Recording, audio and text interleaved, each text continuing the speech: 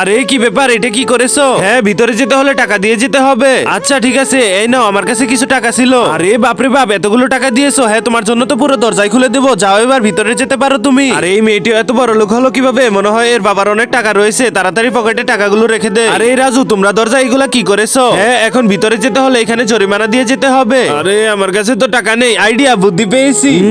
আমার কাছে টাকা নেই। এবার কি তুমি আমাকে ভিতরে যেতে দিবে? হ্যাঁ অবশ্যই, তোমাকে তো ভিতরে যেতে দেবো। এই নাও, তোমার জন্য পুরো দরজাটাই খুলে দিয়েছি। তোমাকে অনেক ধন্যবাদ ভিতরে যাওয়ার দেওয়ার জন্য। পিঙ্কি তো অনেক ভালো, 2টা পাপ্পি দিয়েছে আমাকে। আরে রাজু, কলেজের দরজায় তুই এটা কি করেছিস? দেরি করে এসেছিস, এবার জরিমানা দিয়ে ভিতরে যেতে হবে। হ্যাঁ এই নে টাকা। হ্যাঁ এই 1 টাকা দিয়ে তো তুই শুধুমাত্র নিচের দরজাটা খোলা পাবি। এই যে এই দরজাটা খুলে দিলাম তোকে, এবার এটা নিচ দিয়ে আসতে হবে। হে আল্লাহ, তোমার এই পবিত্র কাবা শরীফটি দেখে যে ওই সাদা অপশনে ক্লিক করে একটি সাবস্ক্রাইব করে দিবে, তাকে তুমি তোমার এই ঘর দেখার তৌফিক দান করো। আর তোমার নাম কি সেটা কমেন্ট বক্সে বলে যাও। কি আর করার, আমার কাছে তো আর কোনো টাকা নেই, আমাকে এটা নিচ দিয়ে যেতে হবে। রাজুর বাচ্চা, তুই এই কাজটা ঠিক করলি না, তোকে পরে দেখে নেব।